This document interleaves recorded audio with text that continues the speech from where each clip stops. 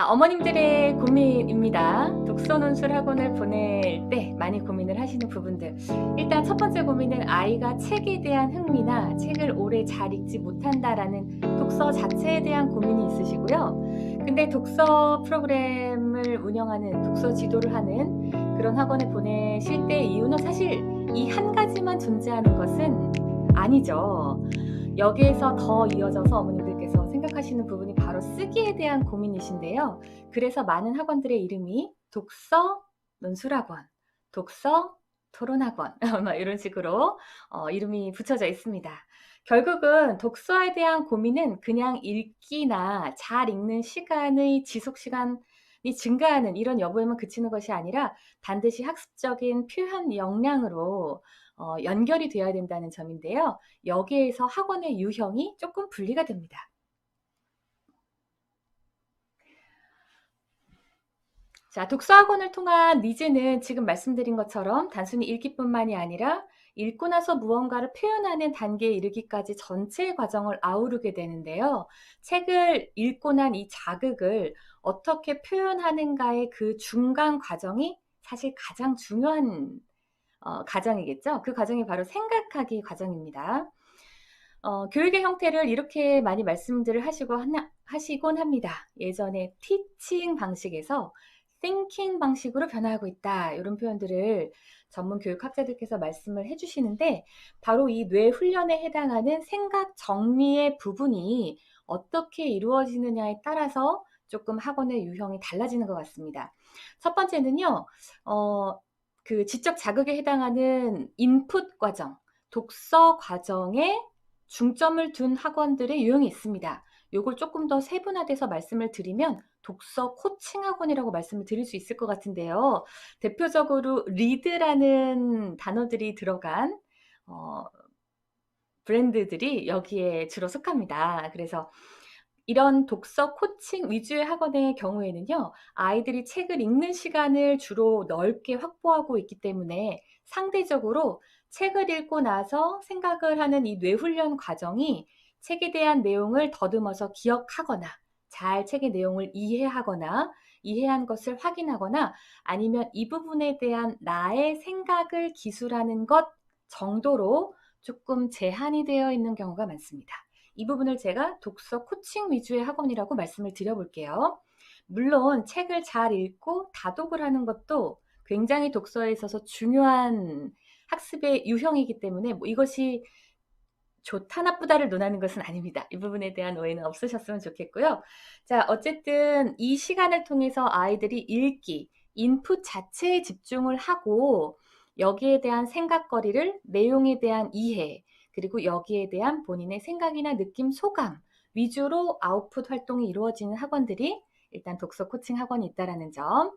자, 그 다음에 이와 반대로 읽기, 다독을 권장하는 것은 아니지만 다독 위주의 독서 학원은 아니지만 조금 더 깊이 있게 책을 읽고 어떤 이슈나 주제에 대해서 아이들이 심도 있는 사고 과정을 통해서 그냥 사실적인 이해나 정보에 대한 기억보다는 비판적인 사고나 추론적인 사고 역량으로서의 강화 훈련을 하는 형태의 학원들이 있습니다. 바로 뒷부분에 독서 논술 또는 독서 토론이라는 용어가 쓰여진 프로그램들이 여기에 해당합니다.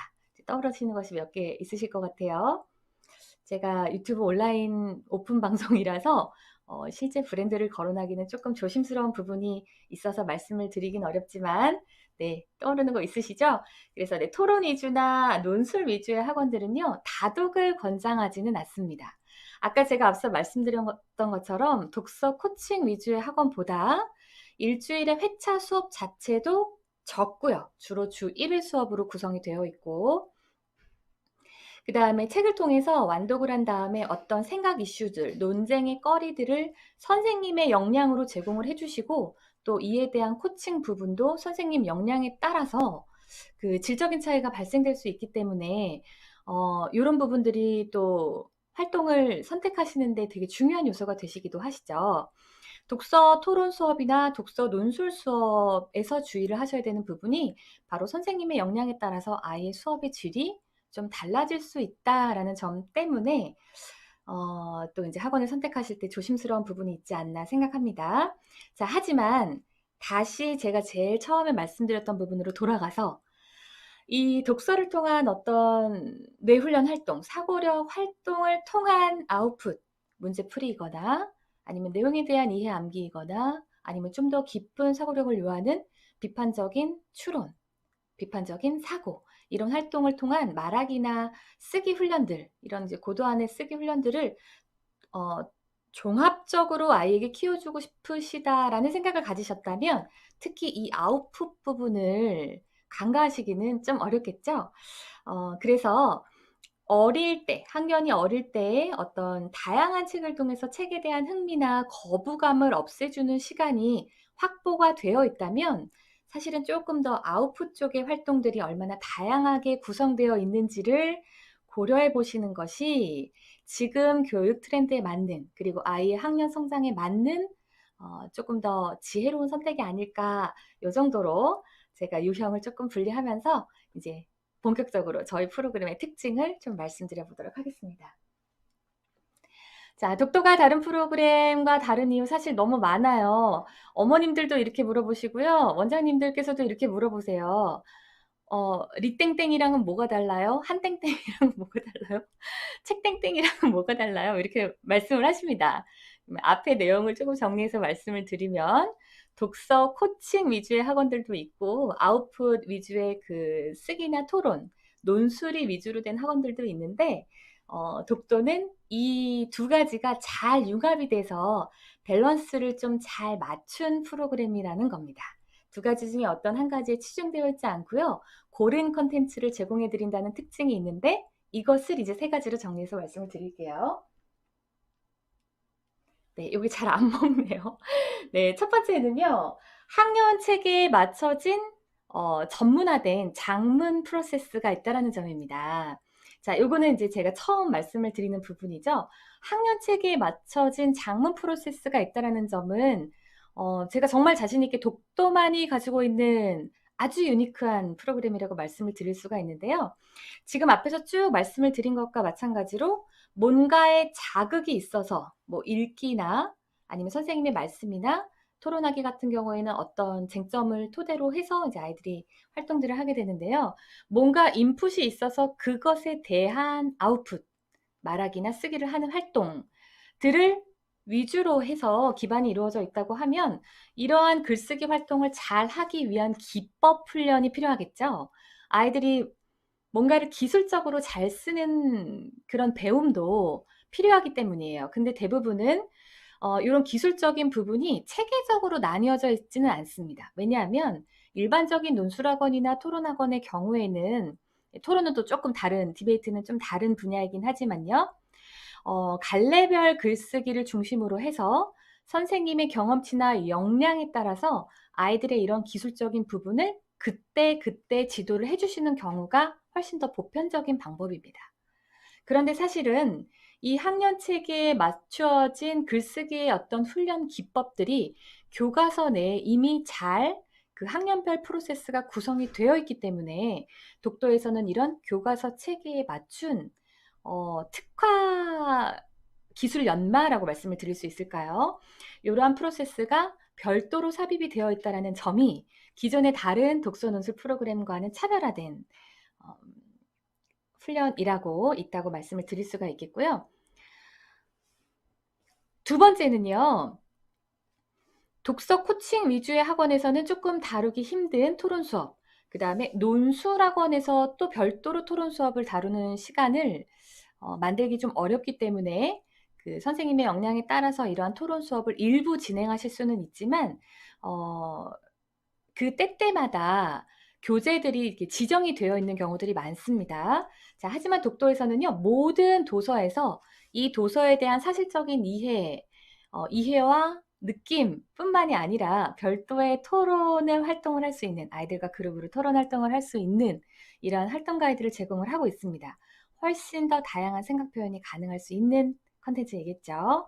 자, 그리고 마지막으로 제가 이제 세 번째 특징으로 말씀을 드릴 점이 바로 아이들은 책에서만 배움이 이루어지지 않는다는 점입니다. 지금 시대에선 더더욱 그렇죠. 어떻게 보자면 책은 가장 느린 매체일 수 있습니다. 아이들의 어떤 정보나 호기심에 대한 자극을 충족하는 데 있어서의 매체로서 그 역할로서는 책이라는 독서라는 것이 출판을 통해서 아이들의 앞에까지 오는 시간적인 부분이 필요하기 때문에 가장 느린 매체라고 할 수 있는데요. 어떻게 보면 이전 과거에 제작이 된 독서를 통한 정보도 물론 중요하겠지만 아이들이 실생활에서 느끼는 뉴스나 또는 영상이나 아니면 그때그때 내가 궁금한 점을 충족할 수 있는 이런 영상 매체로서의 교육적 활용 요소가 반드시 필요할 텐데 이런 부분을 기존의 독서학원에서는 사실 디테일하게 다루기 어려웠습니다. 네, 하지만 독도에서는 이러한 부분까지도 고려를 해서 아이들의 다양한 지적인 자극을 줄 수 있는 컨텐츠들을 활용하고 있다. 네, 이렇게 세 가지로 제가 오늘 좀 말씀을 드리려고 합니다. 자, 그럼 이제 자세하게 각각 한 가지씩 짚어서 이야기를 좀 나눠보도록 할게요. 자, 첫 번째는 학년체계에 기반을 한 학년체계의 글쓰기 기본에 충실한 쓰기 훈련 프로세스가 있다라는 점 제가 아까 말씀을 드렸었죠. 이렇게 비유를 좀 드리면 어떨까요? 신생아에게는 소금과 고춧가루가 들어간 유아식을 주지 않습니다. 왜냐하면 신생아의 아기 때의 위의 기능이 위가 역할하는 그 범위가 성인들의 그것과 다르기 때문이죠. 아이들 아직 위의 어떤 이런 자정적인 기능이 충분히 발달되지 않은 신생아의 경우에는 간이 센 음식을 주거나 고춧가루가 들어간 음식을 주면 탈이 날 수밖에 없습니다. 자, 아이들이 쓰기 훈련을 여기에 비유하면 어떨까요? 제대로 글을 써본 적이 없는 아이들인데 어떤 쓰기에 대한 그런 세부적인 훈련들이 잘 되어 있지 않은 아이인데 바로 갈래별 글쓰기를 들어간다고 하면 아이가 글을 과연 원만하게 쓸 수 있을까요? 원활하게. 그렇기 때문에 이러한 쓰기 기법 훈련이 제대로 들어가 있지 않은 상태에서 글쓰기를 접하게 된다면 이러한 부분들을 선생님의 역량으로 채워주실 수밖에 없게 되겠죠. 그래서 아이들이 한 문장 한 문장을 다 개별 지도를 해주시거나 하는 방법이 필요할 수도 있습니다. 자, 하지만 아이들의 교과에는요, 이미 그 각 학년별로 적절한 쓰기 훈련과 필요한 기법들을 가르치고 있습니다. 한번 교과서를 같이 보실까요? 자, 독도에서 이루어지는 쓰기 훈련이 촉 1레벨에서 6레벨까지 6단계로 구분이 되어 있는데요. 직관적으로 딱 느끼실 수 있으시죠? 1레벨에서 6레벨은 사실 학년 기반을 베이스로 하고 있습니다. 그래서 1레벨은 문장 꾸미기, 2레벨은 어법에 맞는 문장 쓰기, 3레벨 재창작하기, 4레벨 상상하는 글쓰기, 5레벨과 6레벨은 학습 글쓰기라고 주요 학습 목표를 적어 놓았지만 사실은 1, 2레벨은 1, 2학년의 쓰기 컨텐츠, 3, 4레벨은 3, 4학년의 쓰기 컨텐츠, 그리고 5, 6레벨이 5, 6학년의 쓰기 컨텐츠, 교과서에 나와 있는 쓰기 컨텐츠를 기반으로 해서 다양한 글쓰기의 기법들을 번갈아 가면서 훈련을 시키고 있기 때문에 지금 제가 보여드린 것만으로 구성이 되어 있는 것은 아니라는 점 말씀을 드리고요.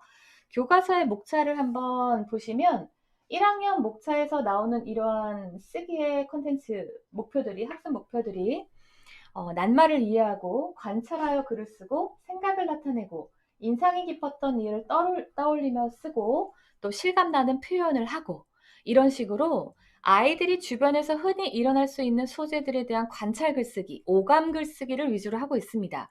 그렇기 때문에 1, 2학년 때는 어떤 갈래에 대한 글을 쓰기보다는 일기 쓰기 형식과 같은 주변에서 내 생활 주변에서 일어나는 일들이나 소재에 대한 관찰을 쓸 수 있는 글쓰기를 지도할 필요가 있단 말이죠. 책 읽기와는 별도로.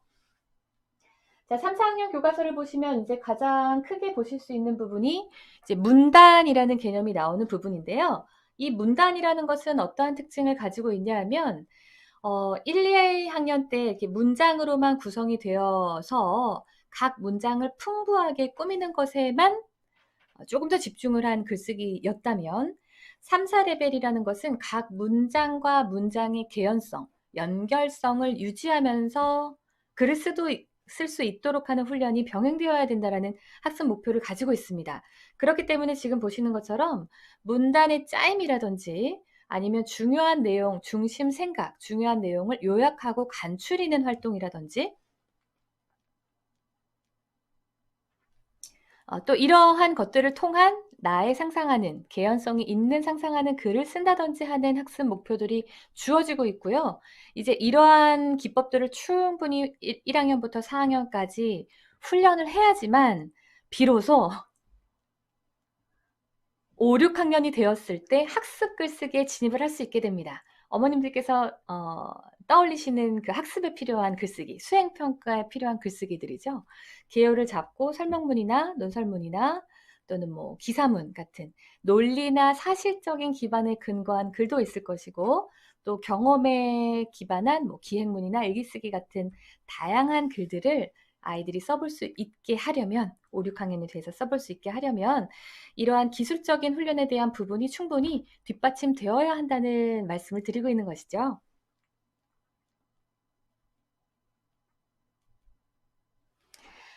네, 그래서 독도에서는 그 책을 읽은 것과는 별도로 글쓰기 장문 파트가 따로 구성이 되어 있는데요. 이 글쓰기가 따로 구성이 되어 있는 것은 아마 기존의 독서논술 프로그램에서는 조금 보지 못했던 부분이실 것 같아요.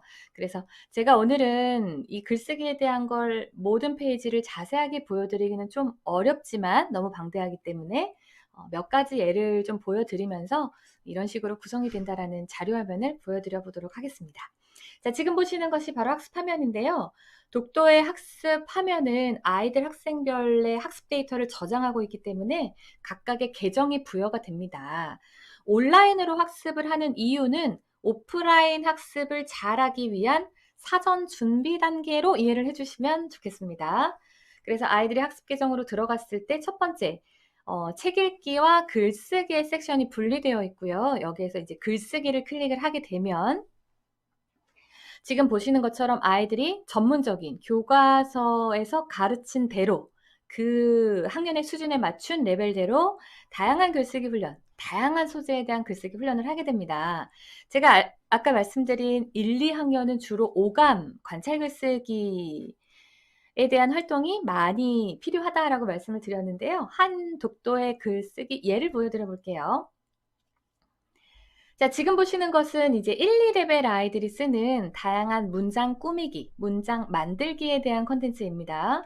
자, 아이들이 주변에 있는 사물들을 그냥 간과하거나 지나치지 않고 조금 더 시간을 들여서 관찰해서 조금 더 쳐다보면서 다양한 생각을 할 수 있도록 하기 위한 사고력 자극을 주고 있는데요. 지금 보시면 자, 일단 소재를 제안합니다. 그래서 오늘의 문장, 잡채는 알록달록해요 라는 문장, 또 시금치, 고기, 당근, 피망이 들어있어요 라는 문장, 그리고 김치와 먹으면 맛있어요 라는 3개의 문장을 제안하였습니다. 이 3개의 문장은 개연성이 있지는 않은 문장들입니다. 자, 개연성은 3, 4학년 때 문단의 개념에 나오기 때문에 1, 2레벨 때에는 꼭 문장의 순서를 맞추지 않더라도 이야기의 흐름에 지장이 없는 이제 문장 꾸미기 위주의 컨텐츠들이 조금 더 많이 포진이 되어 있습니다. 자, 김치랑 먹으면 맛있는 잡채는 시금치, 고기, 당근, 피망이 들어있어요. 이렇게 순서를 바꿔도 되고, 시금치, 고기, 당근, 피망이 들어있는 잡채는 알록달록한데 김치랑 먹으면 맛있어요. 이렇게 해도 아무 흐름에 지장이 없죠. 네. 그래서 흐름에 지장은 없지만 다양한 문장을 꾸며보는 활동, 어떻게 꾸미는지 한번 보여드려 볼까요? 맛있는 잡채라는 제목으로 아이들이 이 문장을 수식하게 되면 첫 번째, 잡채의 맛과 모양을 떠올리면서 문장을 수식해보자 라는 발문을 이 강치가 해주고 있죠. 독도 프로그램 내에서. 그럼 아이들은 이 부분의 힌트를 얻어서 잡채는 색이 알록달록해요 라고만 표현을 하는 게 아니라 몸에 좋고 맛있는 잡채는 일곱 무지개처럼 알록달록해요. 네, 이런 식으로 수식을 할 수가 있겠죠. 또 시금치, 고기, 당근, 피망이 들어있어요 라는 기본 뼈대 문장에서는 잡채에 들어간 채소들에는 어떤 것들이 있는지 생각을 해서 이 채소들의 색깔을 또 떠올리면서 한번 문장을 수식해보자 라는 지적 자극을 또 주고 있습니다. 그랬더니 단순했던 그냥 시금치, 고기, 당근, 피망 이렇게 나열만 되어 있었던 문장이 푸른 시금치, 노릇노릇한 고기, 또 주황빛이 도는 당근, 초록색 피망이 고루고루 들어있어요. 이런 문장으로 또 풍성하게 꾸며지고 있죠. 자, 마지막으로 김치랑 먹으면 맛있는 잡채 어떻게 꾸몄냐면 빨갛게 잘 익은 김치와 같이 먹으면 더 맛있어요. 동생을 달래줘야 하는 상황을 생각하면서 문장을 한번 꾸며봅시다 라고 제안합니다. 자, 그래서 아이들이 문법 이렇게 딱딱한 부분이 아니라 조금 더 상상력을 발휘하고 머릿속으로 상황을 그려볼 수 있는 이러한 지적 자극들을 제안하고 있습니다. 자, 이제 문단이나 단락에 맞춘 글쓰기 같은 경우는 상상하여 글쓰기, 이어지는 글쓰기, 또 패러디하기 등과 같은 다양한 글쓰기를 제공을 하는데요. 자, 이렇게 문장을 수식하고 그다음에 문단에 대한 개념을 녹여져 있는 이런 문단 글쓰기를 충분히 학습을 했다면 그 다음에 비로소 개요에 맞는 글짓기를 할 수 있게 될 것이고요. 여기에서는 어떠한 순서로 개요를 잡아야 되는지, 처음, 중간, 끝에는 어떤 내용들이 들어가면 적절한지, 그리고 각 문단별로 쓸 수 있는 뼈대 문장을 제안하고 그 뼈대 문장을 아이들이 이제 온라인상에서 수식을 해보면서 전체적인 글의 흐름, 내가 써야 될 글의 흐름을 한번 리뷰한 후에 그 다음에 실제로 종이에 문단 글쓰기를 해볼 수 있도록 구성이 되어 있습니다. 자, 지금 제가 보여드린 거는 건의문을 제가 하나 보여드렸는데 요게 이제 4, 5레벨 정도에 등장을 하는 소재이고요. 어머님들이 또 관심 많이 가지시는 설명문이나 논설문 같은 글쓰기도 예시 자료를 하나 보여드려 볼게요. 자, 요 개요에 맞는 글짓기는 논설문 형태입니다. 논설문은 서론, 본론, 결론에 해당하는 그 주장과 근거 논리를 적절하게 배치해서 글을 구성해야만 하고 마지막 결론 부분에 앞에 나왔던 내용을 또 요약해서 한번 보여줘야 되는 과정이 필요하죠. 그래서 이 글쓰기에 맞게 각각의 서론, 본론, 결론에 들어가야 될 내용들을 제시하고 그 다음에 여기에 알맞은 내용들의 문장을 또 구성을 해서 전체적인 그 청사진을 그려볼 수 있는 이러한 학습 프로세스를 또 제공을 하고요. 그 다음에 각각의 문장을 이제 수식하는 데 있어서 적절한 새로운 어휘들이나 꾸민 문장들을 아이들이 먼저 눈으로 보고 학습할 수 있는 단계를 거쳐서 그 다음에 비로소 맥락에 맞는 글쓰기를 종이에다가 이제 구현해 볼 수 있도록 적절한 온라인 프로세스를 제공을 하고 있습니다.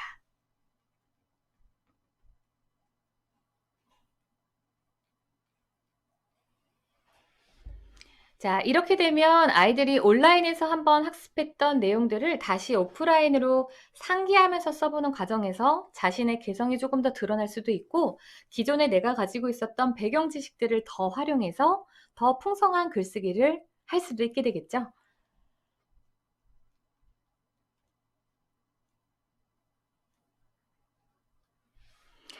네, 지금 보신 것처럼 이제 설명문, 뭐 논설문, 그 다음에 상상 글쓰기, 그 다음에 이어지는 글쓰기, 문장 글쓰기, 문단 꾸미기 뿐만이 아니라 더 많은 다양한 글들이 존재를 하는데요. 특히 이 학습 글쓰기의 소재에 있어서 저희가 어머님들께서 특히 그 역사, 뭐 설화, 그 다음 사자성어에 굉장히 관심이 많으시죠? 독도에서는 사자성어 파트 따로, 뭐 역사 스토리 따로 이렇게 별도의 그 갈래를 나누고 있지는 않지만 이 학습 글쓰기의 소스에 있어서 이런 부분들이 필요하기 때문에 자연스럽게 사자성어에 대한 글쓰기를 해보거나 아니면 역사 이야기 또는 설화 이야기 등을 소재로 한 또 글쓰기들을 제공하고 있기 때문에 글쓰기에서도 역시 별도의 읽기가 같이 이루어진다는 점까지 설명을 좀 드려보았습니다.